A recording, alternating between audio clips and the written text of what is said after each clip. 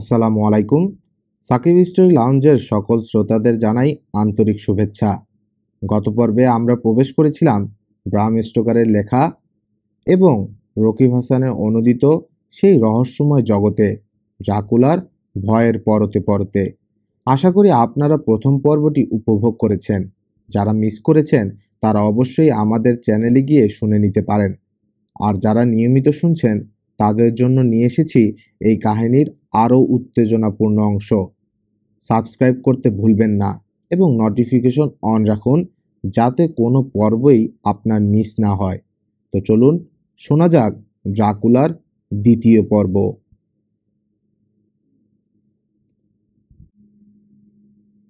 8 মে। কাউন্টের প্রাসাদ দুর্গের কিছু কিছু জিনিস অত্যন্ত রহস্যময় বলে মনে হচ্ছে আমার। প্রাসাদে পৌঁছে কাউন্টের সৌজন্যতায় প্রথমে মনে হয়েছিল এখানে আমি নিরাপদ, কিন্তু এখন মনে হচ্ছে তা নয়। সারাটা প্রাসাদে একমাত্র কাউন্ট ছাড়া এ পর্যন্ত অন্য কোনো মানুষের ছায়াও চোখে পড়েনি আমার। কাউন্টের ব্যবহারও কেমন যেন অদ্ভুত। দিনের বেলায় ভুলেও দেখা পাওয়া যায় না তার।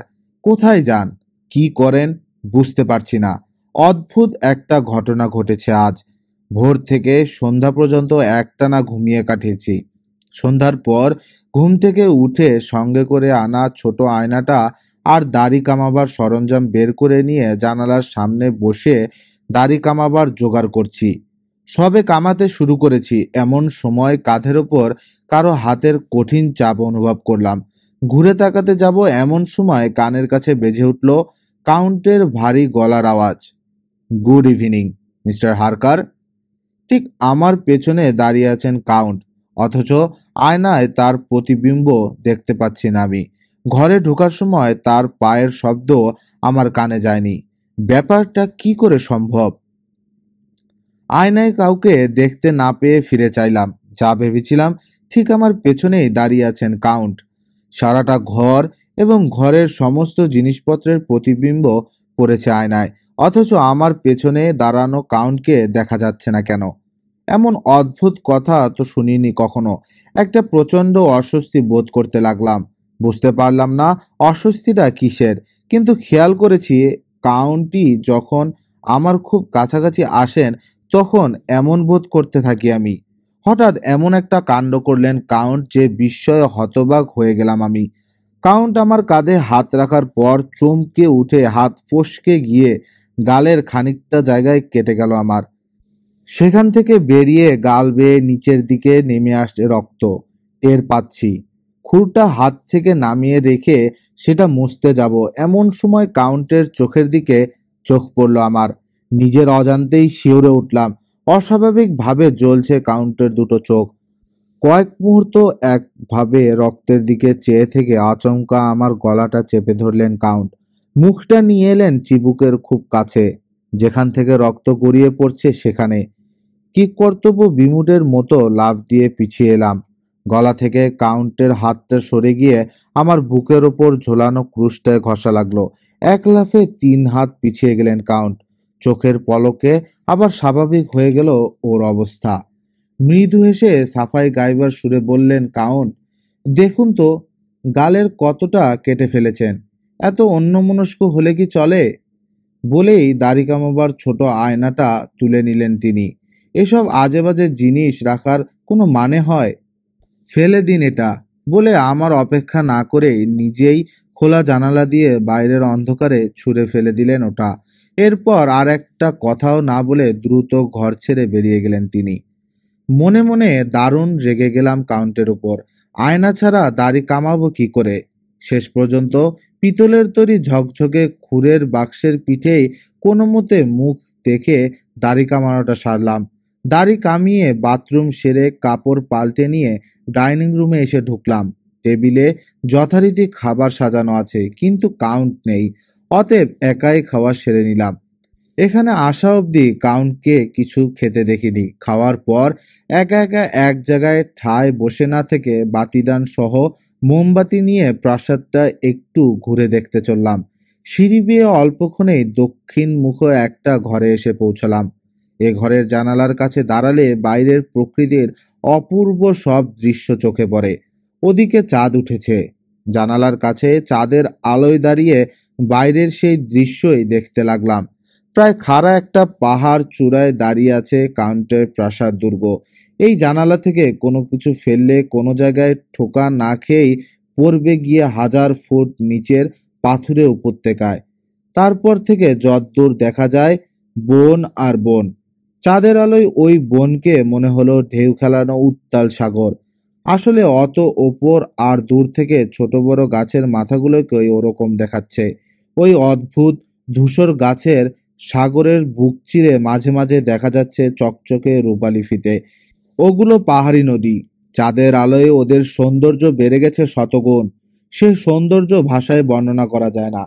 বেশ কিছুক্ষণ সে দৃশ্য দেখে জানালার কাছ থেকে সরে এসে অন্যান্য কক্ষগুলো ঘুরে দেখতে লাগলাম। প্রাসাদ দুর্গের ভেতরে অজস্র ঘর আর তার দরজা। প্রায় সবকটা ঘরের দরজাতেই তালা মারা। জানালাগুলোতে গরাদ নেই, কিন্তু এমন জায়গায় যে তা গলে বাইরে বেরিয়ে নিচে নামা যাবে না। আর অত ওপর থেকে নিচে নামাটাও সম্পূর্ণ অসম্ভব। হঠাৎ করে বুঝতে পারলাম লোকালয় থেকে বহু দূরে নির্জন এক রহস্যময় প্রাসাদ দুর্গে আসলে বন্দি করে রাখা হয়েছে আমাকে। মিনা, সত্যি বলতে কি ভয় পেয়েছি আমি। টের পাচ্ছি ভয়ঙ্কর কিছু একটা ঘটতে যাচ্ছে আমাকে ঘিরে। আমি বন্দি। ব্যাপারটা টের পাবার পরপরই একটা প্রচণ্ড ভয় গ্রাস করে ফেললো আমাকে। পাগলের মতো সিঁড়ি বেয়ে নামতে শুরু করলাম। হাতের কাছে যে কটা দরজার সন্ধান পেলাম সব কটা ঠেলে ঠুলে দেখতে লাগলাম, কিন্তু বৃথা। এই দুর্গ থেকে বেরোবার কোনো পথ খুঁজে পেলাম না। হঠাৎ মনে হলো এভাবে পাগলের মতো ছোটাছুটি করে লাভ হবে না।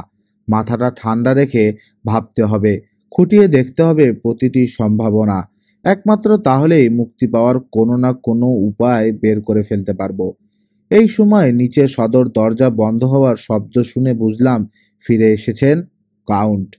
দ্রুত পায়ে নিজের ঘরে এসে দেখলাম আমার বিছানা গুছাচ্ছেন তিনি। এ বাড়িতে যে চাকর বাকরের বালাই নেই, এটা আরো স্পষ্ট হলো আমার কাছে। স্পষ্ট হতে আর একটা ভয়ঙ্কর সম্ভাবনা মাথাচাড়া দিয়ে উঠল মনে। এই দুর্গে যদি আর কেউ না থাকে, তাহলে সেদিন রাতে টমটম চালিয়ে এসেছিল কে? কাউন্ট নিজে? তাই যদি হয়, তাহলে তার আঙ্গুলি সংকেতে স্তব্ধ হয়ে গিয়েছিল হিংস্র নেকড়ের দল। আতঙ্কে ঘাড়ের কাছটা শিরশির করে উঠল আমার। বৃষ্টিজের লোকেরা সেজন্যই বোধহয় আমার এখানে আসাটা ভালো চোখে দেখছিল না। আর কাউন্টের সম্পর্কে অলৌকিক কোনো কথাবার্তা প্রচলিত থাকই বোধহয় গলা থেকে ক্রুশ খুলে নিয়ে আমার গলায় ঝুলিয়ে দিয়েছিলেন হোটেলের সেই ভদ্র মহিলা। আগেও বলেছি, এখনো বলছি, ধর্মের প্রতি কোনোদিনই আমার তেমন বিশ্বাস নেই, কিন্তু আজ গলার ক্রুশটা স্পর্শ করে যেন কিছুটা সাহস সঞ্চয় করতে পারছি মনে। এখন থেকে সতর্ক থাকতে হবে আমাকে। আমি যে বন্দি এবং কোনো ব্যাপারে কাউন্টকে সন্দেহ করছি, তা তাকে জানতে দেয়া যাবে না। যদ্দূর সম্ভব ঘুরিয়ে ফিরিয়ে জেনে নেবার চেষ্টা করতে হবে তার আসল পরিচয়। হঠাৎ মধ্যরাতের প্রহর ঘোষণা করলো কয়েকটা শিয়াল আর পেঁচা। এই ভয়ঙ্কর মৃত্যুপরীতে বসে মধ্যরাতে শিয়াল আর পেঁচার ডাক হিম করে দেয় বুকের রক্ত। অজানা আতঙ্কে শিউরে শিউরে উঠতে থাকে শরীর। ঘর পরিষ্কারের কাজ শেষ হলে আমাকে নিয়ে পড়ার ঘরে এসে ঢুকলেন কাউন্ট। এ কথা ও কথার মধ্যে দিয়ে ট্রান্সিলভেনিয়ার প্রাচীন ইতিহাস এসে বলল, যে ইতিহাস বলতে গিয়ে রীতিমতো উদ্দীপ্ত হয়ে উঠলেন কাউন্ট। সে যুগের প্রত্যেকটি ঘটনা, বিশেষ করে যুদ্ধের বর্ণনা এমনভাবে দিয়ে গেলেন যেন তিনি নিজে সে যুদ্ধে অংশগ্রহণ করেছিলেন। দেশের প্রতিটা বীরের সম্মানে সম্মানিত, তাদের গৌরবে তিনি গর্বিত। তাদের দুর্ভাগ্য যেন নিজেরই দুর্ভাগ্য। যখনই ওই মৃত্যুপরী আর তার মারা যাওয়া লোকদের কথা উঠেছে, তখনই আমরা জেকলিরা শব্দটা এমনভাবে ব্যবহার করেছেন যেন কোনো গর্বিত সম্রাট তার বিলুপ্ত বংশ গৌরবের কথা বলছেন। তার প্রাঞ্জল বর্ণনার মধ্য দিয়ে সমস্ত অতীত ইতিহাসটা চোখের সামনে স্পষ্ট হয়ে ভেসে উঠল আমার। কথা বলতে বলতে ক্রমেই উত্তেজিত হয়ে পড়েছেন কাউন্ট। শেষ পর্যন্ত আর বসে থাকতে না পেরে উঠে দাঁড়িয়ে বিশাল গোফের দু প্রান্তে হাতের দুই আঙ্গুলে পাকাতে পাকাতে ঘরের ভেতরেই পায়চারি শুরু করলেন তিনি। তার বর্ণনা করা ইতিহাস লিখতে গেলে পুরো একটা বই হয়ে যাবে। তাই তার লিখলাম না। ওদিকে ভোর হয়ে আসছে, মোরগ ডাকার শব্দ তাই প্রমাণ করছে। আশ্চর্য, গতদিনের মতোই মোরগ ডাকার শব্দে চমকে উঠে তড়িঘড়ি ঘর ছেড়ে বেরিয়ে গেলেন কাউন্ট। কথাটা শুনলে হয়তো হাসবে মিনা, তবু বলছি, কাউন্টের ব্যবহার হ্যামলেটের পিতার সেই প্রেতাত্মার মতোই মনে হচ্ছে আমার কাছে। 12ই মে। নিজেকে অকারণ দুশ্চিন্তার হাত থেকে রক্ষা করার জন্যে গতকাল সারাটা দুপুর বইপত্র ঘেঁটেই কাটিয়েছি। অন্যান্য দিনের মতোই সারাদিন কাউন্টের টিকির খোঁজও পাইনি, এবং সন্ধ্যার পর ভূতের মতো কোত্থেকে এসে উদয় হয়েছেন তিনি। এসেই জিজ্ঞেস করে বসলেন লন্ডনের একাধিক আইনজীবীকে আমি তার কাজে নিয়োগ করতে পারি কিনা। বললাম, তা করা যাবে, কিন্তু ঝামেলাই বাড়বে, তাতে কাজের তেমন সুবিধা হবে না। বুঝিয়ে বলতে আমার সাথে একমত হলেন তিনি। কয়েক মিনিট চুপচাপ কি যেন ভেবে বসলেন। ব্যস্ত মানুষ আমি, সব দিক একা সামলে উঠতে পারি না। ধরুন, নিউক্যাসল, ডারহাম, হারউইচ বা ডোভারের যে কোনো বন্দরের জাহাজে করে মাল পাঠাতে চাই আমি। কারো হাতে সে দায়িত্ব নিয়ে কি নিশ্চিত হওয়া সম্ভব? পাওয়া যাবে তেমন কাউকে? পয়সা দিলেই পাওয়া যাবে। তবে আমার মনে হয় বিদেশি কাউকে দায়িত্ব না দিয়ে যে অঞ্চলে মাল পাঠাবেন সেখানকার কাউকে কাজটা দিলেই ভালো হবে। আমার নির্দেশ অনুযায়ী চলবে সে। টাকা পাবে আপনার কাছে, অথচ নির্দেশ মানবে না, এটা কোনো কথা হলো নাকি? সারা জীবন এক দুর্গম পাহাড়ি এলাকায় একাকী জীবন যাপন করে বাইরে পৃথিবীর মাল পাঠানোর ব্যাপারে উদ্যোগী হচ্ছেন কাউন্ট। ভেবে একটু অবাক লাগলো আমার। আমার উত্তরে খুশি হলেন কাউন্ট। বললেন, ভালো কথা, আপনি নিরাপদে আমার এখানে এসে পৌঁছেছেন। কথাটা আপনার বস মিস্টার হকিংস নিশ্চয়ই জানিয়েছেন। কি করে জানলাম? এ পর্যন্ত 3 রাতের প্রতিটা মুহূর্ত তো এ প্রাসাদেই কাটালাম। আমার কথায় একটু ঝাঁজ টের পেয়ে মাফ চাওয়ার ভঙ্গিতে আমার কাঁধে মৃদু চাপ দিলেন কাউন্ট। বললেন, ঠিক আছে ঠিক আছে, এক্ষুনি লিখে দিন। লিখে দিন, আরও প্রায় মাসখানেক এখানে থাকছেন আপনি। আগামীকালই চিঠি পাঠাবার ব্যবস্থা করব আমি। মাসখানেক? আশ্চর্য হয়ে প্রশ্ন করলাম। তাই মিস্টার হারকার, অবশ্য যদি আপনার বলার কিছু না থাকে। আর থাকলেই বা কি, আমার একজন ঘনিষ্ঠ বন্ধুর প্রতিনিধি হয়ে এসেছেন আপনি। সেই সুবাদে ইচ্ছে করলে জোর করেও আপনাকে এখানে রেখে দিতে পারি আমি, তাই না? বুঝলাম, জোর করেও কোনো লাভ নেই। আমি যেতে চাইলেও আমাকে যেতে দেবেন না কাউন্ট। কিন্তু তার মতলবটা কি? আমাকে এখানে বন্দি করে রেখে কি লাভ তার? আমি অসহায় এবং কাউন্টের হাতের মুঠোয়। ব্যাপারটা বুঝতে পেরেই বোধহয় একটা চাপা উল্লাস ফুটে উঠল তার চোখে মুখে। পকেট থেকে 3টে সাদা কাগজ আর 3টে খাম বের করে আমার দিকে এগিয়ে দিলেন কাউন্ট। সুন্দর বিদেশি স্ট্যাম্প, আটা খাম। আমি হাত বাড়িয়ে কাগজ আর খামগুলো নিতেই বললেন কাউন্ট, চিঠিতে কুশল সংবাদ এবং বৈষয়িক বিষয় ছাড়া আর কিছু লিখবেন না। আপনি নিরাপদে আছেন জেনে খুব খুশি হবেন মিস্টার হকিন্স। কাউন্টের দিকে তাকিয়ে দেখলাম নিঃশব্দ চাপা হাসিতে ভরে গেছে তার মুখ।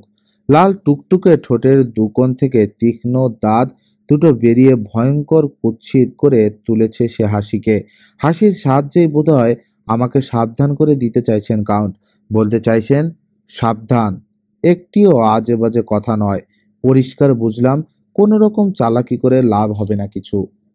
মিনা, তোমাকে এবং মিস্টার হকিন্স দুটো চিঠি লিখে চুপ করে বসে থাকলাম। নিজেও কয়েকটা চিঠি লিখলেন কাউন্ট। চুপচাপ বসে তাই দেখলাম। কাউন্টের লেখা শেষ হলে আমার চিঠি দুটো তুলে নিলেন তিনি। তারপর লেখার সাজ সরঞ্জাম সহ পাশের ঘরে গিয়ে দরজা বন্ধ করে দিলেন। বুঝলাম সরঞ্জামগুলো আমার কাছ থেকে সরিয়ে ফেলেছেন। টেবিলের ওপর খোলা পড়ে থাকা ওর চিঠিগুলোয় চট করে চোখ বুলিয়ে নিলাম আমি। চিঠিগুলোর ঠিকানা যথাক্রমে স্যামুয়েল এফ বিলিংটন, 7 নং Crescent, Whitby, Herr Leutner, Varna, Carters and Co, London, এবং একজন ব্যাংক অধিকর্তা, হেরেন ক্লোপস্টক, বুদাপেস্ট। দ্বিতীয় এবং চতুর্থ চিঠির মুখ বন্ধ করা হয়নি। সব খুলে দেখতে যাব এমন সময় দেখলাম দরজার হাতল ঘুরছে। চট করে আগের জায়গায় ফিরে এসে বসে পড়লাম। নতুন একটা চিঠি হাতে নিয়ে ঘরে এসে ঢুকলেন কাউন্ট। বোধহয় ও ঘরে বসে লিখে এনেছেন। টেবিল থেকে চিঠি শুদ্ধ খামগুলো তুলে নিয়ে পাকা হাতে সেগুলোকে ডাক টিকিট লাগালেন কাউন্ট। লাগানো শেষ হলে বললেন, একটা ব্যাপারে কখনো সতর্ক করে দেয়া হয়নি আপনাকে। আপনাকে বারবার অনুরোধ করেছি, আপনার নিজের ঘর ছাড়া প্রাসাদের আর কোনো ঘরে রাতের বেলা ভুলেও ঘুমাতে যাবেন না। ঘুম পেলেই সোজা নিজের ঘরে চলে আসবেন। বহু সুখ দুঃখের স্মৃতি জড়িত একটা অত্যন্ত পুরনো প্রাসাদ এটা। নিজের ঘর ছাড়া অন্য ঘরে ঘুমালে হয়তো ভয়ঙ্কর আর বিশ্রী সব দুঃস্বপ্ন দেখে ভয় পেতে পারেন। তাই আপনাকে সতর্ক করে দেওয়া। বলেই ঘর ছেড়ে বেরিয়ে গেলেন তিনি। তার হেয়ালিপূর্ণ কথার অর্থ কিছুই বুঝতে পারলাম না আমি। এখন যে দুঃস্বপ্নের মধ্যে বাস করছি, প্রাসাদের অন্য কোনো ঘরে কি তার চেয়ে বেশি দুঃস্বপ্ন দেখব? ভয়ঙ্কর দুঃস্বপ্ন? আমার মনে হয় আজেবাজে কথা বলে আমাকে ভয় দেখানোর চেষ্টা করছেন কাউন্ট। আসলে প্রাসাদের যে কোনো ঘরেই নিরাপদে ঘুমাতে পারি আমি। এখন থেকে ঘুমানোর আগে ক্রুশটা যত্ন করে বালিশের নিচে রেখে দেব। এতে বোধহয় অলৌকিক কোনো দুর্ঘটনা থেকে রক্ষা পাবো আমি। পড়ার ঘরে একাকী বসে আকাশ পাতাল ভাবতে ভাবতে মাঝরাত হয়ে গেল। শেয়াল আর পেঁচার ভৌতিক কর্কশ স্বরে ধ্যান ভাঙলো আমার। কাউন্ট চলে গেছেন অনেকক্ষণ। উঠে দাঁড়িয়ে নিজের ঘরে ফিরে এলাম। অখণ্ড নিস্তব্ধতা ভেঙে দিয়েছিল শেয়াল আর পেঁচার ডাক। ওরা চুপ করে যেতেই দ্বিগুণ নিস্তব্ধ মনে হলো চারদিক। বিছানায় শুয়ে বেশ কিছুক্ষণ গড়াগড়ি করেও ঘুম এলো না। বিরক্তি হয়ে উঠে পরে ঘরের বাইরের পাথরের সিঁড়িটার উপর এসে দাঁড়ালাম। দক্ষিণ দিকটা স্পষ্ট দেখা যায় এখান থেকে। আবছা আধারে দূরের বিস্তৃত পাহাড়গুলোকে রূপকথার দৈত্যের মতো দেখাচ্ছে। ওগুলোর নিচেই গভীর গিরিখাত আরো রহস্যময় করে তুলছে পাহাড়গুলোকে। দেখলেই ছমছম করে ওঠে গা। ভয়ঙ্কর সব অলৌকিক কল্পনা ভিড় করে আসে মনে। আমার কোন পাপের শাস্তিস্বরূপ ঈশ্বর আমাকে এই ভয়ঙ্কর মৃত্যুপরীতে এনে ফেলেছেন বুঝতে পারছি না। দূরের অপরূপ দৃশ্যের দিকে তাকিয়ে নানান কথা ভাবছি। এমন সময় মেঘের ফাঁক থেকে বেরিয়ে এলো চাঁদ। রূপালি আলোর বন্যায় ভেসে গেল চারদিক। নিমেষ চেহারা বদলে মাথায় রূপোর মুকুট পরে ফেললো দূরের বরফ ছাওয়া পাহাড় চূড়াগুলো। আরো রহস্যময় হয়ে পড়ল ওগুলোর আশেপাশের গভীর গিরিখাত। স্তব্ধ হয়ে প্রকৃতির এই দৃশ্যপট পরিবর্তন দেখছি। হঠাৎ মনে হলো নিচের তলায় বাঁদিকে কাউন্টের ঘরের ঠিক জানালার সামনে কি যেন নড়ছে। চট করে একপাশে সরে গিয়ে তীক্ষ্ণ দৃষ্টিতে তাকিয়ে রইলাম সেদিকে। গরাদশূন্য জানালা গলে আস্তে করে বেরিয়ে গেলেন কাউন্টের মাথাটা। দূর থেকে ওর মুখ দেখা না গেলেও চিনতে পারলাম আমি। অবাক লাগলো, গভীর রাতে এইভাবে জানালা গলে বেরিয়ে আসছেন কেন কাউন্ট? কয়েক মুহূর্ত পরেই আমার অবাক ভাবটা গভীর আতঙ্কে পরিণত হলো। বন্ধ হয়ে যাবার উপক্রম হলো হৃৎপিণ্ডের গতি। জানালা গলে বেরিয়ে এসে 90 ডিগ্রি খাড়া মসৃণ দেয়াল বেয়ে টিকটিকির মতো এদিকেই উঠে আসছেন কাউন্ট। বাতাসে বিশাল বাদুড়ের ডানার মতো উঠছে কালো আলখেল্লার দুপাশ। ঘুমের ঘোরে দুঃস্বপ্ন দেখছি না তো? জোরে চিমটি কাটলাম গায়ে, ব্যথা লাগলো। অর্থাৎ ঘুমোয়নি। কাউন্ট কি মানুষরূপী কোনো ভয়ঙ্কর প্রেতাত্মা?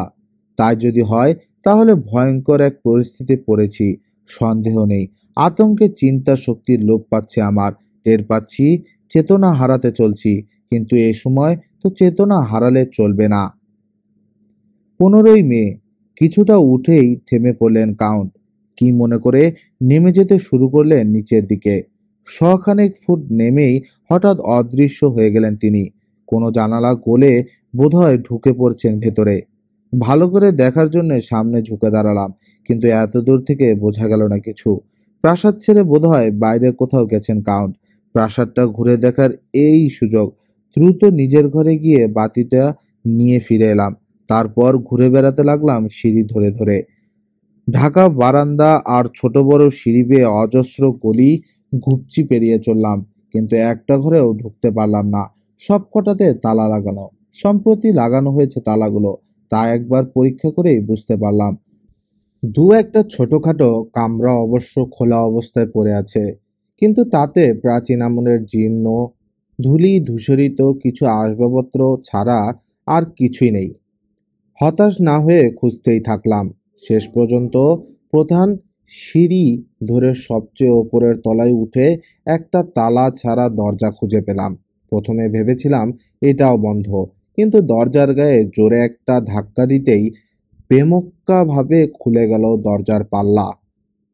আসলে এ দরজাটাও তালা দেয়া ছিল, কিন্তু কি করে যেন নষ্ট হয়ে গিয়েছিল প্রাচীন কবজা। আমার ধাক্কায় ভেঙে পড়েছে ওগুলো। চাপ দিয়ে দরজার পাল্লাটা আর একটু ফাঁক করে ভেতরে ঢুকে পড়লাম। প্রাসাদের ডান দিকের একেবারে শেষ প্রান্তে ঘরটা। ঘরের বিশাল জানালার সামনে দাঁড়ালে প্রাসাদের দক্ষিণ পশ্চিম সারি সারি ঘরগুলো স্পষ্ট দেখা যায়। এই ঘরে দাঁড়িয়ে আরো ভালো মতো বুঝতে পারলাম প্রাসাদের অবস্থান। বিশাল একটা পাথুরে পাহাড়ের খাস তিন দিক থেকে দুর্ভেদ্য দেয়ালের মতো ঘিরে আছে প্রাসাদটাকে। আর এত উঁচুতে অবস্থিত এটা যে নিচ থেকে প্রাচীনের কামানের গোলা বোধহয় এর ধার কাছে ঘেঁষাতে পারত না। এবং সেভাবেই পরিকল্পনা করা হয়েছে প্রাসাদের অবস্থান। পশ্চিমের বিস্তীর্ণ উপত্যকার ওপরে এখান থেকে অনেক অনেক দূরে ধাপে ধাপে উঠে গেছে খাড়া পাহাড়ের চূড়া। চাঁদনি রাতে প্রকৃতি দেখার জন্যেই যেন তৈরি হয়েছে এই ঘরটা। পর্দাশূন্য জানালার কাচের শার্সি ভেদ করে ঘরের মেঝেতে এসে পড়েছে উজ্জ্বল চাঁদের আলো। পুরু ধুলোর আস্তরণ কাচের শার্সির স্বচ্ছতাকে ম্লান করে দিয়েছে অনেকখানি। তবু চাঁদের আলোয় আমার হাতের রাতিটাকে হাস্যকর রকম টিম টিম দেখাচ্ছে। চারদিকে বিরাজ করছে অখণ্ড নীরবতা। একটানা এই নিস্তব্ধতা পাগল করে দিতে পারে মানুষকে। তবু এই গা শিরশির করা নীরবতা কাউন্টের উপস্থিতির চাইতে অনেক ভালো মনে হলো আমার কাছে। জানালার পাশেই চকচকে কালো রং করা মেহগনির ছোট্ট একটা টেবিল এবং চেয়ার। ধীর পায়ে এগিয়ে গিয়ে বাতিটা নামিয়ে রাখলাম টেবিলের ওপর। তারপর জানালার একপাশে শার্সি খুলে দিয়ে বসে পড়লাম টেবিলের পাশের চেয়ারটায়। হঠাৎ কনকনে ঠান্ডা হাওয়া ঝাপটে মেরে নিভিয়ে দিয়ে গেল বাতিটাকে। মনে হলো শরীরের একটা অঙ্গ খসে পড়ল আমার। এই অলৌকিকতার রাজ্যে যেন বাতিটাই একমাত্র ভরসা ছিল। যদিও আলোর কমতি নেই, তবু বাতিটার দিকে চেয়ে মনটাকে সতেজ রাখতে পারছিলাম। অল্পক্ষণেই বাতির চিন্তা মুছে গেল মন থেকে। বাইরের অপরূপ সৌন্দর্যের দিকে তাকিয়ে ভাবতে লাগলাম, আমি যে চেয়ারে বসে আছি, হয়তো এখানে বসেই সামনের টেবিলে কাগজ পেতে প্রিয়তমের কাছে প্রেমের বার্তা পাঠাতো কোনো এক সুন্দরী। মিনা, সেই সুন্দরী কি সেদিন ঘুণাক্ষরে ভাবতে পেরেছিল এই চেয়ারে বসেই জীবনের ভয়াবহ অভিজ্ঞতার কথা ডায়েরিতে লিখে তার প্রেমিকাকে জানাবার চেষ্টা করবে এক অসহায় অবস্থায় বন্দী হয়ে পড়া প্রেমিক পুরুষ? এখনো যে পাগল হয়ে যায়নি, সেজন্যে ঈশ্বরকে অজস্র ধন্যবাদ। শেক্সপিয়রের হ্যামলেট যেন জীবন্ত হয়ে উঠেছে আমার চোখের সামনে। এসব আকাশ পাতাল ভাবতে ভাবতে হঠাৎ ভীষণ ঘুম পেল আমার। ঘুমে জড়িয়ে আসছে দু চোখ, কিছুতেই খুলে রাখতে পারছি না। এই সময় হঠাৎ মনে পড়ে গেল কাউন্টের সতর্কবাণী, কিন্তু পাত্তা দিলাম না। এই পরিবেশে কাউন্টের কোনো কথাই মানতে ইচ্ছে হলো না আমার। ঘুম আসছে, আসুক। কাউন্টের স্মৃতি জড়ানো আমার ঘরের আবছা অন্ধকারে আর ফিরে যাব না আজ। চেয়ারটা ছেড়ে ঘরের এক কোণে জানালার দিকে মুখ করে ফেলে রাখা একটা ইজি চেয়ারে এসে শুয়ে পড়লাম। ঘুমিয়েই পড়েছিলাম। হঠাৎ চমকে উঠে চোখ মেলে চাইলাম। আকস্মাৎ কোনো অস্বাভাবিকতা ছাপ ফেলেছে আমার অবচেতন মনে। তাতেই ঘুম ভেঙে গেছে। টের পাচ্ছি এখন আর একা নই আমি। আরো উজ্জ্বল হয়ে ঘরময় ছড়িয়ে পড়েছে চাঁদের আলো। সে আলোয় মেঝেতে বিছানো ধুলোর ওপর আমার পায়ের ছাপগুলো স্পষ্ট দেখা যাচ্ছে। বাঁ পাশে তাকিয়ে দেখলাম কেউ নেই। ডান পাশে তাকাতেই চোখ পড়ল ওদের ওপর। রাজকীয় পোশাক পরা তিনজন সুন্দরী যুবতী বসে আছে তিনটে চেয়ারে। আমাকে চাইতে দেখেই উঠে দাঁড়ালো তিন সুন্দরী। নাচের ছন্দে অতি ধীরে এগিয়ে আসতে লাগলো আমার দিকে। এগোতে এগোতেই ফিসফিস করে কি যেন আলোচনা করছে নিজেদের মধ্যে। তিনজনের মধ্যে দুজনের রং একটু চাপা, কাউন্টের মতোই খাড়া নাক ওদের, রক্তভাব কিন্তু মর্মভেদী তীক্ষ্ণ চোখ। হলুদ জ্যোৎস্নায় ঝকঝক করে জ্বলছে সে চোখ। তৃতীয় জন অপূর্ব সুন্দরী, মাথায় সোনালি চুল, হরিণীর মতো আয়ত চোখ। এই রমণীকে কোথাও দেখেছি বলে মনে হলো আমার, কিন্তু কোথায় তা মনে করতে পারলাম না।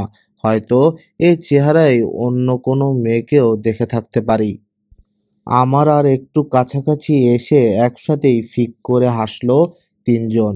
জ্যোৎস্নার আলোয় ঝিকমিক করে উঠল ওদের আশ্চর্য সাদা দাঁত। লীলায়িত ছন্দে ক্রমেই এগিয়ে আসছে তিন যুবতী। আবার হাসলো ওরা। ওদের রক্তলাল ঠোঁটে চুমু খাবার জন্যে ক্রমেই অধীর হয়ে উঠতে লাগলাম। ইচ্ছে করলো আলিঙ্গনে আলিঙ্গনে নিষ্পেষিত করে দেই ওদের পেলব কোমল দেহ। মিনা, আমি জানি এসব পড়লে দুঃখ পাবে তুমি, কিন্তু এই নির্মম সত্য এমনভাবে বলতে না পারলে এখনকার আমার মনের সে অনুভূতি পরিষ্কারভাবে প্রকাশ পাবে না তোমার কাছে। আবার একসঙ্গে খিলখিল করে হেসে উঠল তিন যুবতী। হাসিটা কেমন যেন নিষ্প্রাণ মনে হলো আমার কাছে। অপূর্ব সুন্দরী ওই যুবতীদের হাসির শব্দে মাধুর্যের লেশমাত্র নেই। যেমনি শুরু হয়েছিল তেমনি আচমকা থেমে গেল ওদের হাসি। অপেক্ষাকৃত অসুন্দরী মেয়ের দুটো তৃতীয় মেয়েটাকে বলল, তুমি আগে যাও সখী, ও তোমারই যোগ্য। গর্বিত ভঙ্গিতে মাথা নাড়ল মেয়েটি। ও তরুণ, সুপুরুষ, আমাদের তিনজনকেই সন্তুষ্ট করতে পারবে ও। তা পারবে, কিন্তু তোমার সাথেই ওকে মানাবে ভালো। অতএব আগে তুমিই যাও। ওদের কথাবার্তা শুনে ভয়ে আশঙ্কায় কেঁপে উঠল আমার সমস্ত শরীর। ধীরে, অতি ধীরে এগিয়ে এসে আমার উপর ঝুঁকে দাঁড়ালো মেয়েটি। কাঁধের কাছে স্পষ্ট অনুভব করলাম আশ্চর্য মিষ্টি উষ্ণ একটা স্পর্শ। উত্তপ্ত হয়ে দ্বিগুণ বেগে বইতে শুরু করলো শরীরের রক্তস্রোত। চোখ দুটো আধবোজা হয়ে এসেছে। মোহগ্রস্তের মতো চেয়ে থাকলাম তরুণীর দিকে। মেঝের ওপর হাঁটু গেড়ে বসে পড়ল তরুণী। পেলব দুই বাহু দিয়ে মালার মতো জড়িয়ে ধরল আমার গলা। কিন্তু আমার মনে হলো বিশাল একটা সাপ আমার গলা পেঁচিয়ে ধরে ক্রমশ শ্বাসরুদ্ধ করে মারতে যাচ্ছে আমাকে। তীব্র কামনায় হা হয়ে গেছে মেয়েটির মুখ। টুকটুকে লাল ঠোঁটের ফাঁক থেকে বেরিয়ে আসছে তীক্ষ্ণ সাদা দাঁত। উজ্জ্বল চাঁদের আলোয় এত কাছ থেকে পরিষ্কার দেখলাম কাউন্টের মতো ওরও ঠোঁটের দুপাশ থেকে বেরিয়ে আছে দুটো তীক্ষ্ণ দাঁত। বুঝতে পারছি কিছু একটা করা উচিত, কিন্তু প্রচণ্ড অবসাদে চোখের পাতাও নড়াতে পারছি না। স্বপ্নের জগতে বাস করছি যেন আমি। অতি ধীরে মেয়েটার মুখটা নেমে এলো আমার মুখের কাছে। ঠোঁট দুটো আমার দু ঠোঁটের ওপর।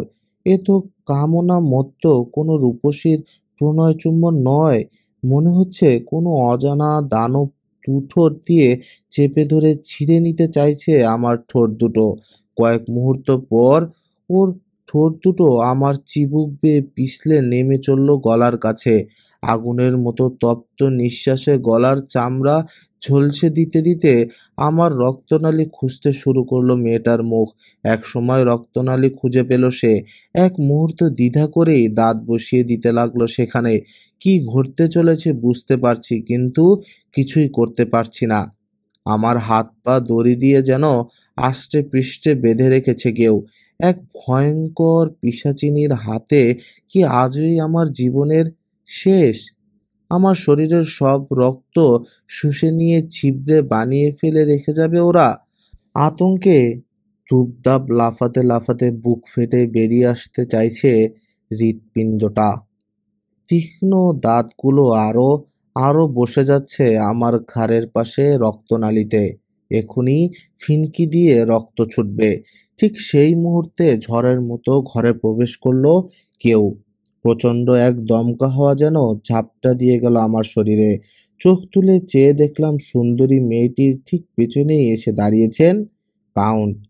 বলিষ্ঠ হাতে রূপসীর গলাটা পেছন থেকে চেপে ধরে টেনে নিয়ে যাচ্ছেন পেছনে। সমস্ত লাবণ্য মুছে গেছে রূপসীর মুখ থেকে। তীব্র আক্রোশে সাপের মতো হিসিস করে ফুঁসছে সে। ক্রোধে ভয়ঙ্কর হয়ে উঠেছে কাউন্টের চেহারা। দুটো জ্বলন্ত রুবির মতো লাগছে ওর চোখ দুটো।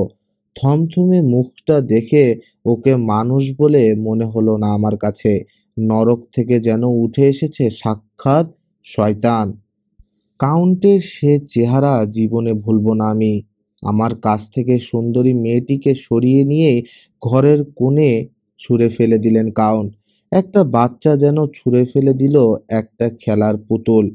তারপর ঘুরে দাঁড়ালেন অন্য মেয়ে দুটির দিকে। সেদিন অন্ধকার রাতে প্রাসাদে আসার সময় এমনইভাবেই ঘুরে দাঁড়াতে দেখেছিলাম কোচোয়ানকে। ক্রমশ আমার বিশ্বাস দৃঢ় হচ্ছে সেই কোচোয়ান কাউন্ট ছাড়া আর কেউ নয়। মেয়ে দুটোর দিকে চেয়েই বাঘের মতো হুংকার দিয়ে উঠলেন কাউন্ট। হারামজাদিরা, সেদিন থেকেই না বলেছি ও আমার। ওর ধারের কাছে আসবি না কেউ কখনো। কানে যায় না কথা। ফের যদি আমার আদেশ অমান্য করেছিস, সারা জীবন মাথা নিচু করে ওই পাহাড়ের চূড়োয় ঝুলিয়ে রাখবো। এখন ভাগ এখান থেকে। কাউন্টের হুমকিতে বিন্দুমাত্র ভয় পেল না সুন্দরী মেয়েটি। খিলখিল করে হেসে বলল সে, আমরা তো তোমার শিকারের কোনো ক্ষতি করতে আসিনি, ওর সাথে একটু প্রেম করতে এসেছিলাম মাত্র। সুন্দরীর কথায় সাহস ফিরে পেল বাকি দুজন। হেসে উঠল ওরাও। বলল, হাসালে সুন্দরী, কাউন্টের কাছে প্রেমের কথা বলছো? প্রেমের কি বোঝে কাউন্ট? জীবনে প্রেম করেছে সে কখনো? চোখের কোণ দিয়ে আমার দিকে একবার চাইলেন কাউন্ট, তারপর বললেন, করিনি। মনে থাকে না তোদের কিছু? থাকে না আবার? বিদ্রূপের ভঙ্গিতে কথাটা বলেই আবার হেসে উঠল সুন্দরী মেয়েটি। হয়েছে হয়েছে। একটু যেন অপ্রস্তুত মনে হলো কাউন্টকে। ওদের সান্ত্বনা দেবার সুরে বললেন, আগে আমার কাজ শেষ করি, তারপর সবাই মিলে চুটিয়ে প্রেম করিস ওর সাথে। সে না হয় করব, কিন্তু এখন যে বড্ড খিদে পেয়েছে। খাবার এনেছো কিছু?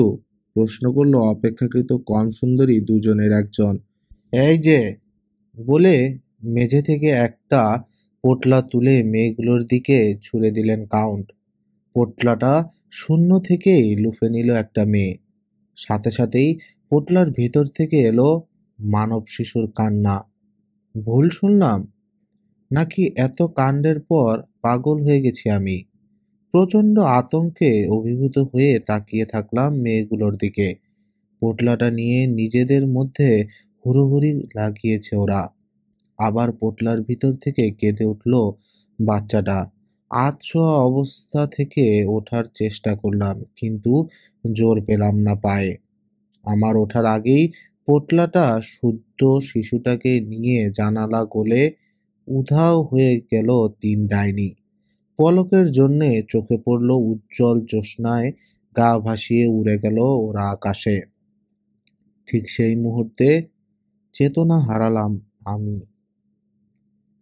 চোখ মেলতেই দেখলাম আমার ঘরে বিছানার ওপর শুয়ে আছি। একটা স্বস্তির নিঃশ্বাস ফেললাম। তাহলে কাল রাতে যা দেখেছি সব স্বপ্ন, কিছুই সত্যি নয়। ঠিক এই সময় পরনের জামা কাপড়গুলোর দিকে নজর পড়তেই সন্দেহের নিরসন হলো। এই কাপড় নিয়ে কখনো ঘুমাতে যাই না আমি। হঠাৎ একটা কথা মনে হতেই গলায় হাত দিলাম, দিয়েই স্তব্ধ হয়ে গেলাম। আছে ক্ষতটা, কাল রাতে দেখা সুন্দরী ডাইনির দাঁতের ক্ষত।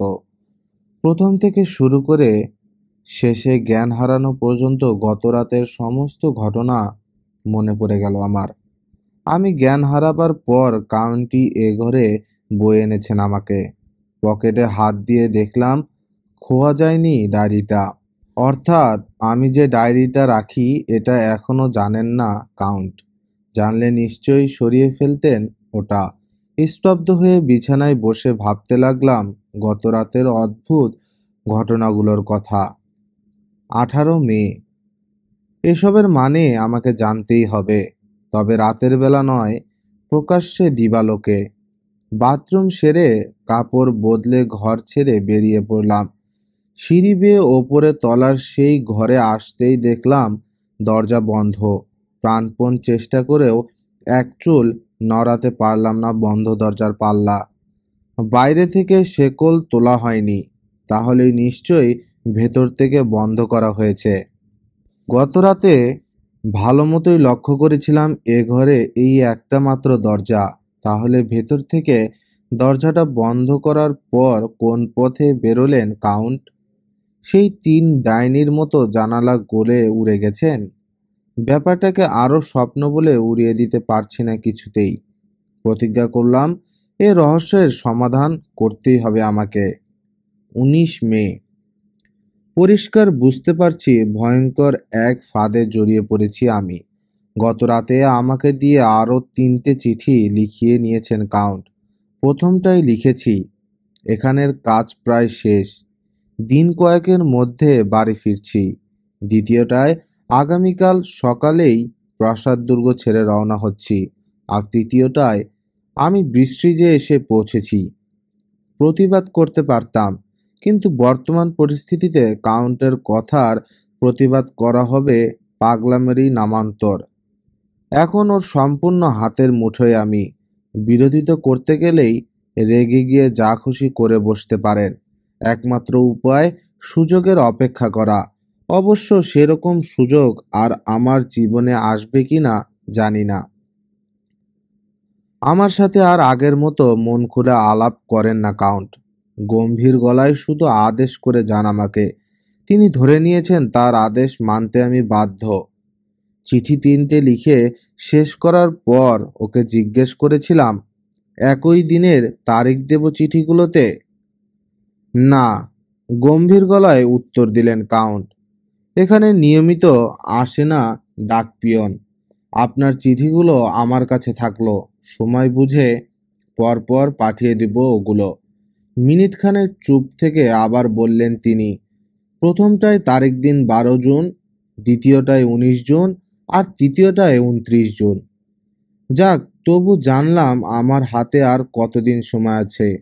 অর্থাৎ ২৯ জুন পর্যন্ত আমাকে বেঁচে থাকার অধিকার দিয়েছেন কাউন্ট। ২৮ মে। কোত্থেকে যেন একদল জিপসি এসে তাঁবু গেড়েছে প্রাসাদ দুর্গের উঠানে।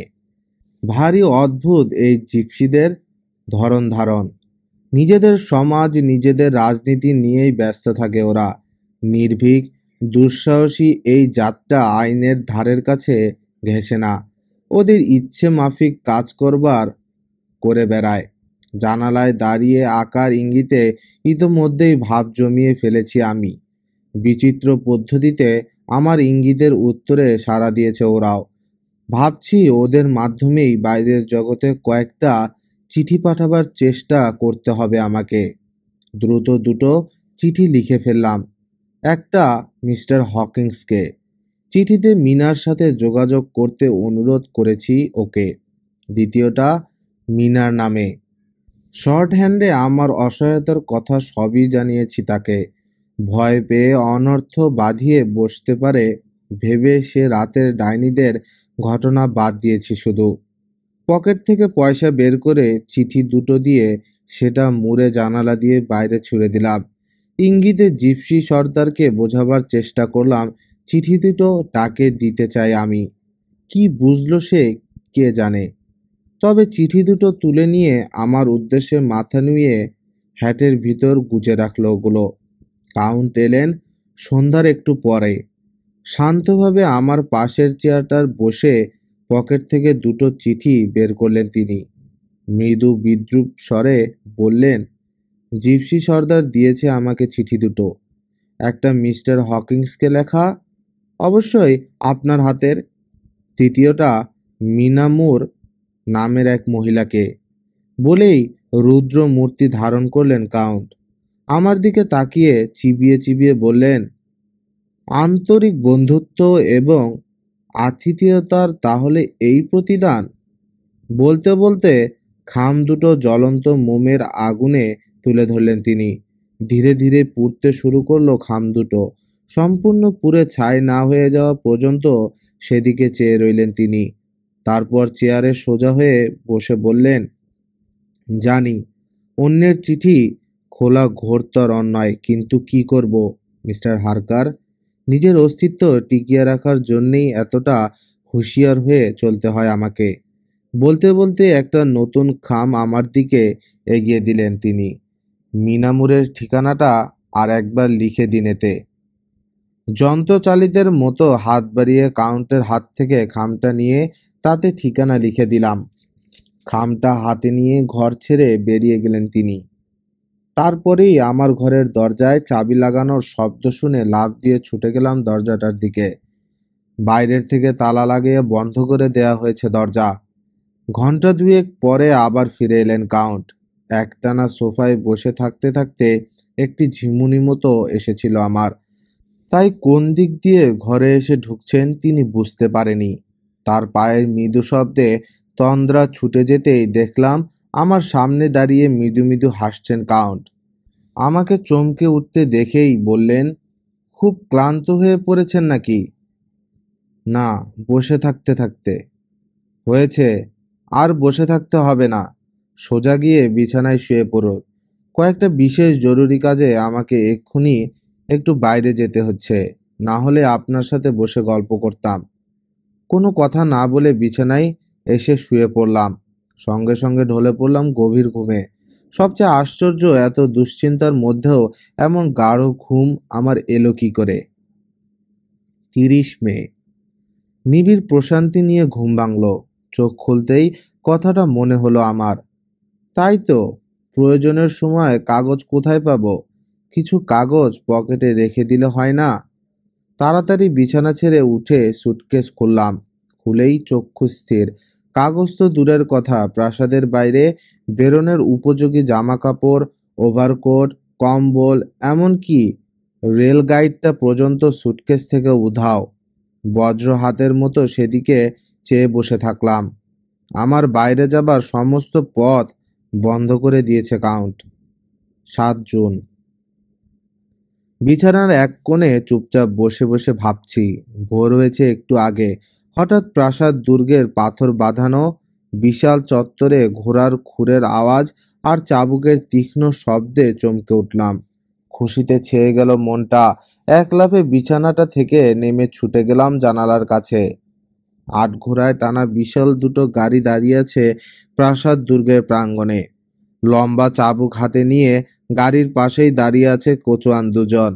মাথায় স্লোভাক হ্যাট, কোমরে কাটা মারা চামড়ার চওড়া বেল্ট, গায়ে ভেড়ার লোমের তৈরি নোংরা জামা আর পায়ে হাঁটু পর্যন্ত উঁচু ভারী বুট পরা কোচোয়ান দুজনকে দেখেই ওদের সাথে কথা বলার জন্যে দরজার দিকে ছুটলাম। কিন্তু দরজায় ধাক্কা দিয়ে মুখের হাসি মিলিয়ে গেল আমার। বাইরে থেকে বন্ধ দরজাটা।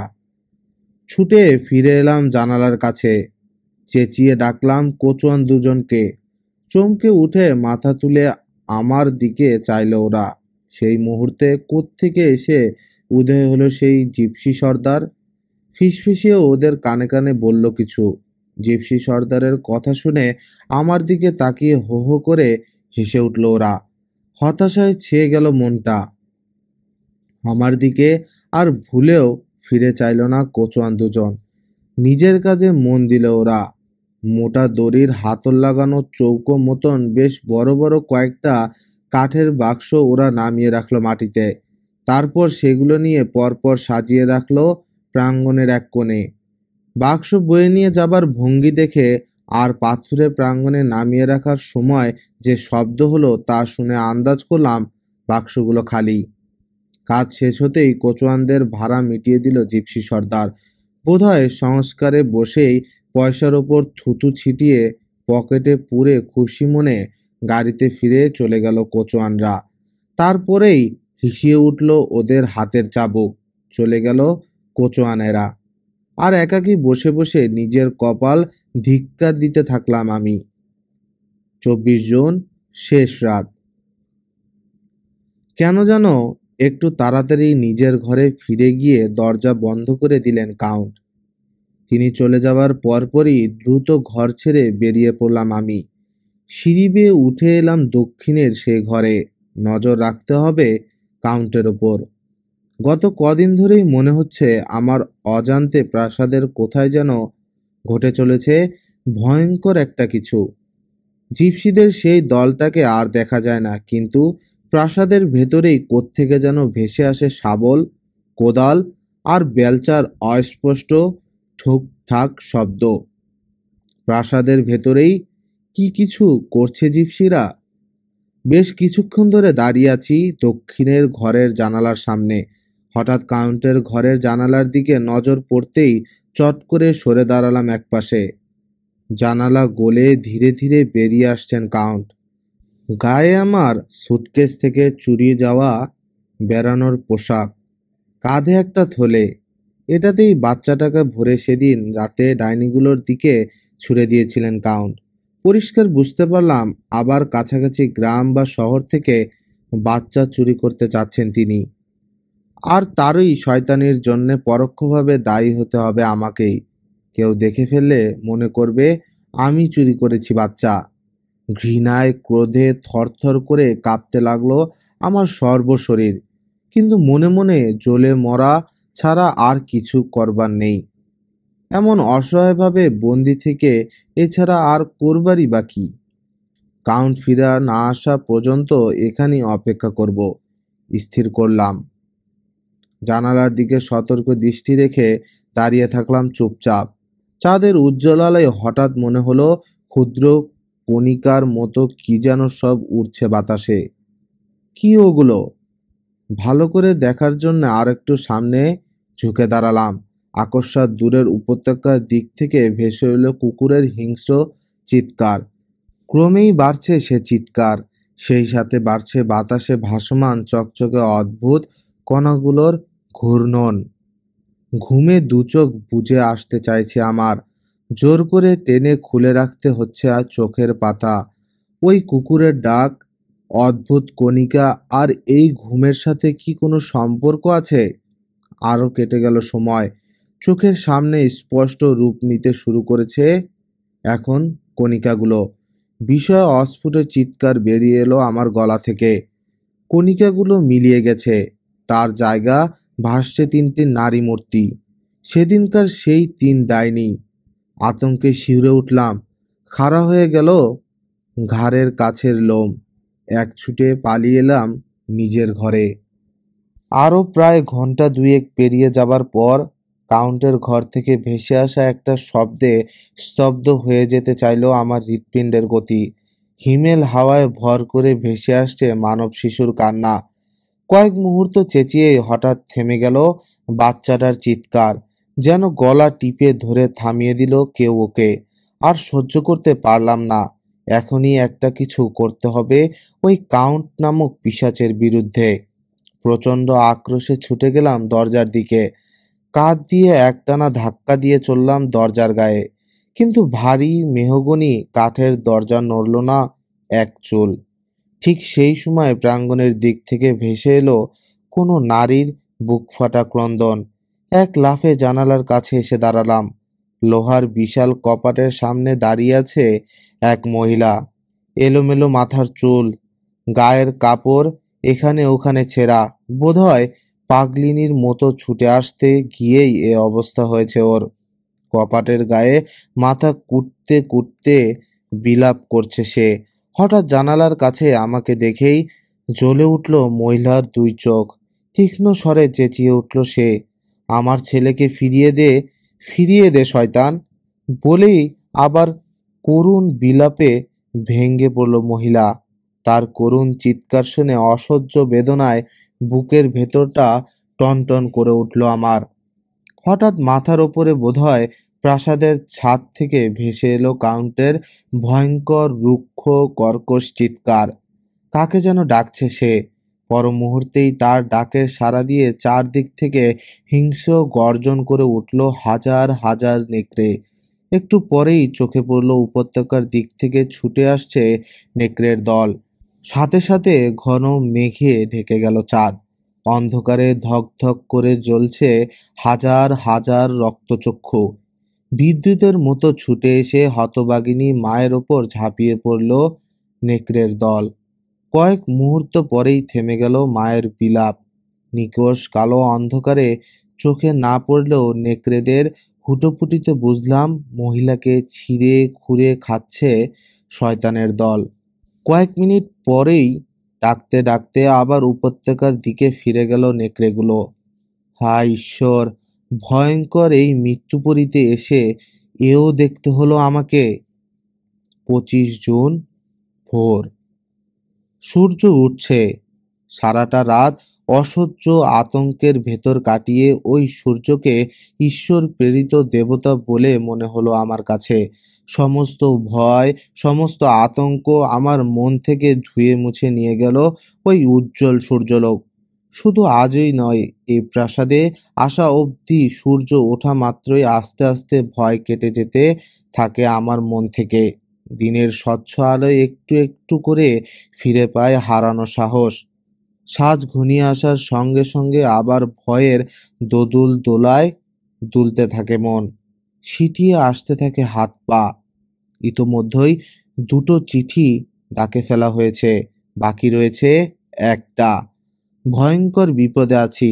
আমার মাথার ওপর ঝুলছে মৃত্যুর খাড়া। যে কোনো সময় নেমে আসতে পারে সেটা। কিন্তু কিভাবে আসবে আমার মৃত্যুদূত? কিভাবে মরবো আমি? বাঁচতে হলে মাথাটা সম্পূর্ণ ঠান্ডা রাখতে হবে এখন। গত কয়েকদিনের ঘটনাগুলোকে তলিয়ে দেখতে শুরু করলাম। একটি জিনিস খেয়াল করেছি, ভয়ঙ্কর যা কিছু ঘটছে সব রাতের বেলায়। আর একটা জিনিস, এ পর্যন্ত দিনের বেলায় কাউন্টের সাথে সাক্ষাৎ ঘটেনি কখনো। বোধহয় সবাই যখন ঘুমিয়ে থাকে সে তখন জেগে ওঠে, আর সবার জেগে ওঠার সময় সে ঘুমোতে যায়। তাহলে যা কিছু করার দিনের বেলায় করতে হবে আমাকে।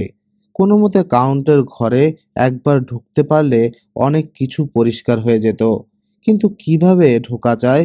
সব যে তালা বন্ধ। অনেক ভেবেচিন্তে একটা উপায় বের করলাম। কাজটায় বিপদের সম্ভাবনা প্রচুর, কিন্তু এছাড়া আর কোনো উপায় নেই। জানালা গলে কয়েকবারই কাউন্টকে বেরিয়ে যেতে দেখেছি। সে পথে একবার চেষ্টা করে দেখলে হয়। মন স্থির করে বেরিয়েই পড়লাম শেষ পর্যন্ত। সিঁড়ি বেয়ে দক্ষিণের ঘরে এসে পৌঁছলাম।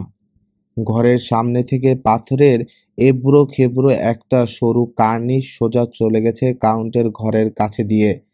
পা থেকে জুতো খুলে ঈশ্বরের নাম নিয়ে এগোতে শুরু করলাম কার্নিশ বেয়ে। চলার পথে দেয়ালের মাঝে মধ্যে পলেস্তারা খসে গিয়ে ইটের পাঁজরা বেরিয়ে পড়েছে। চলতে চলতে হঠাৎ একবার নিচের দিকে চোখ পড়তেই ঘুরে উঠল মাথাটা। তবু থামলাম না, কারণ এমনিতেও দুদিন পরে মরতে হবে আমাকে। তার চেয়ে বরং একবার চেষ্টা করেই মরা যাক। বার কয়েক পা ফসকে পড়তে পড়তে বেঁচে গিয়ে শেষ পর্যন্ত কোনো মতে এসে পৌঁছলাম কাউন্টের ঘরের জানালার সামনে। জানালার কাচের সার্সি লাগানো পাল্লা দুটোয় ঠেলা দিতেই মসৃণভাবে খুলে গেল ওগুলো। কোনো রকম ভাবে প্রচণ্ড উত্তেজনা দমন করে জানালা টপকে ঢুকে পড়লাম ঘরের ভেতরে। কাউন্ট নেই ঘরে। ঘুরে ঘুরে দেখতে শুরু করলাম ঘরটা। প্রাসাদের ওপরের তলার ঘরগুলোর মতো এই ঘরটাও প্রাচীন আমলের আসবাবপত্রে সাজানো। বহুদিন অব্যবহৃত থাকায় ওগুলোর উপর পুরো ধুলোর আস্তরণ জমেছে। ঘরের কোণে এক জায়গায় প্রায় ৩০০ বছর আগের British, Rome, Austria, Hungary, Greek আর তুরস্কের স্বর্ণমুদ্রা স্তূপ আকারে ফেলে রাখা হয়েছে। এছাড়া আছে অজস্র মূল্যবান সোনার গহনাপত্র। এগুলোর ওপরেও পুরু ধুলোর স্তর। উল্টো দিকের দেয়ালে একটা ভারী দরজা। জানি বাইরে থেকে তালা মারা আছে দরজায়, তবু একবার ঠেলে দেখলাম। আমাকে অবাক করে দিয়ে খুলে গেল দরজাটা। তালা দেয়া হয়নি দরজায়। বোধহয় ভুলে গেছেন কাউন্ট। দরজার সামনেই ছোট্ট একফালি বারান্দা। বারান্দার এক প্রান্ত থেকে একটা ঘোরানো সিঁড়ি ধাপে ধাপে নেমে গেছে নিচে। অতি সতর্ক পায়ে সিঁড়ি বেয়ে নিচে নেমে চললাম। যতই নিচে নামছি ততই গ্রাস করছে আমাকে নিকোষ কালো অন্ধকার। কিছুক্ষণ থেকেই একটা ভ্যাপসা পচা গন্ধ নাকে এসে লাগছে। মাঝে মাঝে অবশ্য পাথরের জাফরি দিয়ে সামান্য আলো এসে পড়ছে ভেতরে, কিন্তু এত অন্ধকারের কিছুই দূর করতে পারছে না সে আলো। চলতে চলতে আর একটা গন্ধ নাকে এসে লাগলো। সদ্য খোঁড়া মাটির বিশ্রী সোদা গন্ধ। বদ্ধ বাতাসে থমথম করছে। যতই এগোচ্ছি ততই তীব্র হয়ে উঠছে গন্ধটা। সিঁড়ির শেষ মোড়টা ঘুরতেই আবছা আলো চোখে পড়ল। সিঁড়ির শেষ মাথায় দরজাটা খোলা। দরজা পেরিয়ে একটা চ্যাপেলের মধ্যে এসে পড়লাম। গির্জা সংলগ্ন মাটির নিচের এই ঘরটাকে নিঃসন্দেহে এক সময়ে পারিবারিক কবরখানা হিসাবে ব্যবহার করা হতো। ওপর দিকে তাকিয়ে দেখলাম পলেস্তারা খসে পড়েছে ছাদের। পরপর দুসারি কফিন সাজানো আছে নিচে। সারিগুলোর মাঝখান থেকে গভীর করে মাটি খুঁড়ে বড় বড় বাক্সে ভরা হয়েছে। দেখেই চিনলাম স্লোভাকদের আনা সেই বাক্স এগুলো। দুরু দুরু বুকে ঘুরে ঘুরে দেখতে লাগলাম সেই প্রাচীন কবরখানা। আবছা আলো আধারিতে ভীষণ ভয় করতে লাগলো। তবু সাহস করে এগিয়ে গেলাম কফিনগুলোর দিকে। ঈশ্বরের নাম নিয়ে ডালা খুললাম প্রথম কফিনটার। ভেতরে চেয়েই একটা স্বস্তির নিঃশ্বাস ফেললাম। শুধু মাটি দিয়ে ভর্তি কফিনটা। পরপর দুটো কফিনের ডালা খুলে একই ফল পেলাম। এখন আর ভয় করছে না ডালা খুলতে, কিন্তু ভয় পেলাম তৃতীয় কফিনটার ডালা খুলেই, এবং এত ভয় জীবনও কখনো পাইনি। ঘাড় থেকে মেরুদণ্ড বেয়ে শিরশির করে নিচের দিকে নেমে গেল ঠান্ডা ভয়ের স্রোত। সজারুর কাঁটার মতো খাড়া হয়ে উঠল ঘাড়ের লোম। সোজা আমার দিকে তাকিয়ে মাটি ভর্তি বাক্সের মধ্যে চিত হয়ে শুয়ে আছেন কাউন্ট ড্রাকুলা। ওর বিস্ফোরিত চোখের মণি দুটো পাথরের মতো নিথর, কিন্তু মরার মতো নিষ্প্রেম নয়। জীবন্ত মানুষের মতো সজীব গাল, রক্তলাল পুষ্ট দুটো ঠোঁট। কাউন্ট কি ঘুমিয়ে আছেন? কাঁপা কাঁপা হাতে ছুঁয়ে দেখলাম ওকে। বরফের মতো ঠান্ডা শরীরে প্রাণের চিহ্ন মাত্র নেই। সদর দরজার চাবিটা পাওয়া যাবে কাউন্টের পকেটে ভেবে ওর পকেটে হাত দিতে যেই চমকে উঠলাম। মনে হলো তীব্র আক্রোশে যেন ক্ষণিকের জন্যে জ্বলে উঠল ওর চোখ দুটো। চাবি খোঁজা আর হলো না। সে নিথর চোখের তীব্র চাহনিতে আতঙ্কে দম বন্ধ হয়ে যাবার জোগাড় হলো আমার। ছিটকে কফিনটার কাছ থেকে সরে এসে পরিমরি করে সিঁড়ি বেয়ে উঠতে শুরু করলাম। আমার ছুটন্ত পায়ের শব্দ প্রতিধ্বনিত হয়ে ফিরতে লাগলো সেই বন্ধ জায়গায়। আর সেই শব্দ শুনে আমি ভাবলাম পেছন পেছন আমাকে তাড়া করে আসছেন কাউন্ট। এভাবেই ছুটতে ছুটতে কাউন্টের ঘরে এসে ঢুকলাম। সেখান থেকে জানালা গলে কার্নিশ এবং তারপর নিচের ঘরে। ঘরে ঢুকেই নিজেকে ছুঁড়ে দিলাম বিছানায়। বালিশের তলা থেকে টান মেরে বের করে আনলাম ক্রুশটা। যে কাজ মন থেকে কোনোদিন করিনি তাই করে বসলাম আজ। ক্রুশটা ঝুলিয়ে নিলাম গলায়। 29 জুন। দক্ষিণের ঘরের জানালায় দাঁড়িয়ে আজ আবার পোশাক পরে জানালা গলে বেরিয়ে যেতে দেখলাম কাউন্টকে। টিকটিকির মতো বুকে হেঁটে দেয়াল বেয়ে সে নেমে যাবার সময় হাতটা নিষ্পিস করছিল আমার। এই মুহূর্তে যদি একটা বন্দুক থাকতো আমার হাতে, তাহলে আজই এক হাত দেখে নিতে পারতাম তাকে। অবশ্য পারতাম কিনা সে বিষয়ে যথেষ্ট সন্দেহ আছে আমার মনে। 3 ডাইনির সাথে দেখা হয়ে যাবার ভয়ে আজ আর বসে থাকলাম না এই ঘরে। নিজের কামরায় ফিরে এলাম। কখন যে ঘুমিয়ে পড়েছি জানি না। ঘুম ভাঙল কাউন্টের ডাকে। কোনো প্রকার ভনিতা না করে সোজা সাপটায় রায় দিল সে। আগামীকাল ইংল্যান্ডে ফিরে যাচ্ছেন আপনি। অতএব আপনার সাথে আর দেখা হচ্ছে না আমার। আপনার যাবার সময়ও হাজির থাকতে পারবো না আমি। তবে তাতে কোনো অসুবিধা হবে না। ভোরে জিপসিরা এসে স্লোভাক কোচোয়ানদের গাড়িতে কয়েকটা কাঠের বাক্স তুলে দেবে। ওরা চলে যাবার পর আমার ব্যক্তিগত ফিটন বর্গ গিরিপথ পর্যন্ত পৌঁছে দেবে আপনাকে। সেখানে বুকোভিনা থেকে আসা কোনো গাড়ি ধরে নিশ্চিন্তে পৌঁছে যেতে পারবেন বিস্ট্রিজে। তবে তার আগে কাউন্ট ড্রাকুলার প্রাসাদ সম্পর্কে আপনার আরও বিস্তারিত কিছু জেনে যাওয়া দরকার।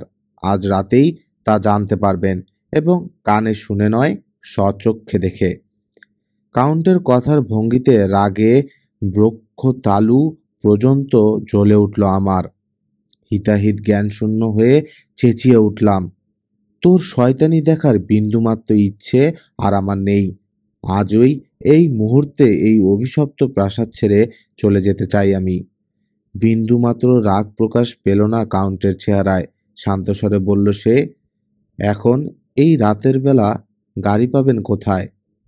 চুলোয় যাক গাড়ি, হেঁটেই যেতে পারবো আমি। কুৎসিত হাসিতে ভরে গেল কাউন্টের মুখ। আপনার জিনিসপত্র তোকে দান করে গেলাম হারামজাদা। ভালো, তাহলে আর দেরি করে লাভ কি? চলুন গেটের বাইরে এগিয়ে দিয়ে আসি আপনাকে। কিন্তু বিশ্বাস করুন, এভাবে বিদায় নিলে মনে ভীষণ ব্যথা পাবো আমি। এত সহজে আমাকে রেহাই দিবে কাউন্ট ড্রাকুলা ভাবতেও পারিনি। এক মুহূর্ত দ্বিধা না করে উঠে দাঁড়ালাম। টেবিল থেকে বাতিটা তুলে নিয়ে রওনা দিল কাউন্ট। আমিও তার পিছু পিছু ঘর ছেড়ে বেরিয়ে গেলাম। লম্বা লম্বা পা ফেলে সিঁড়ি বেয়ে নিচে নামতে শুরু করলো কাউন্ট। তাকে অনুসরণ করে চললাম আমি। নিচে নেমে এসে সদর দরজার কাছে পৌঁছেই থমকে দাঁড়ালো কাউন্ট, তার সাথে আমিও। কান পেতে কি যেন শোনার চেষ্টা করলো কাউন্ট, তারপর বলল, শুনতে পাচ্ছেন? শুনতে পেয়েছি আমি। হিংস্র চাপা গর্জন করতে করতে এদিকেই এগিয়ে আসছে হাজার হাজার নেকড়ে। কয়েক সেকেন্ডের মধ্যেই বাঁধ ভাঙ্গা বন্যার মতো বাইরে থেকে গেটের ওপর এসে আছড়ে পড়ল ওরা। আরো কয়েক সেকেন্ড দাঁড়িয়ে দাঁড়িয়ে নেকড়েগুলোর হাঁকডাক শুনল কাউন্ট। তারপর নির্দ্বিধায় এগিয়ে গিয়ে খুলে ফেলল গেটের ভারী লোহার খিল। ধীরে ধীরে খুলে যাচ্ছে ভারী লোহার দরজা। আরও উত্তাল হয়ে উঠেছে নেকড়ের গর্জন। দরজার ফাঁক দিয়ে থাবা ঢুকিয়ে দিয়েছে কয়েকটা নেকড়ে। আর মাত্র ৮ সেকেন্ড, তারপরেই আমাদের ওপর এসে ঝাঁপিয়ে পড়বে জানোয়ারগুলো। পরিষ্কার বুঝলাম কাউন্টের বিরোধিতা করা আমার পক্ষে সম্ভব নয়। একটু একটু করে খুলেই চলছে দরজা। দরজার সামনে পাথরের মূর্তির মতো ঠায় দাঁড়িয়ে আছে কাউন্ট। মাথা দেখা যাচ্ছে না নেকড়েগুলোর। কাউন্টকে দেখা মাত্র নিমেষে যেন হোঁচট খেয়ে দাঁড়িয়ে গেল নেকড়ের দল। ১ ইঞ্চি এগোলো না আর ওরা। আমার দিকে তাকিয়ে বিদ্রূপের হাসি হেসে বলল কাউন্ট, যাবেন? যান, গেট তো খোলাই আছে। চকিতে বাচ্চাহারা মায়ের পরিণতি ভেসে উঠল আমার চোখের সামনে। আমি কাউন্টকে পার হয়ে যাওয়া মাত্র টেনে ছিঁড়ে ফেলবে আমাকে নেকড়ের দল। মনে মনে প্রচণ্ড ভয় পেলেও যথাসম্ভব শান্তভাবেই বললাম, না কাউন্ট, এখন এ রাতে আর যাব না। আপনার ইচ্ছেই পূর্ণ হোক।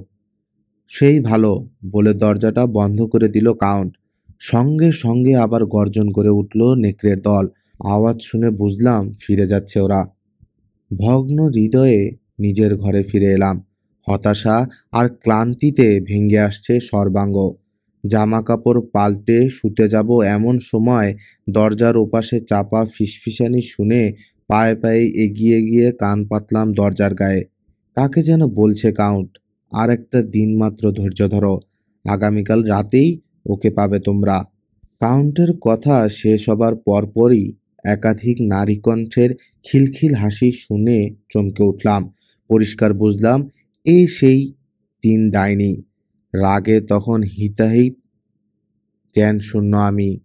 দেখাই যাক হারামজাদিরা কি করে আমার। ঝটকা মেরে খুলে ফেললাম দরজাটা।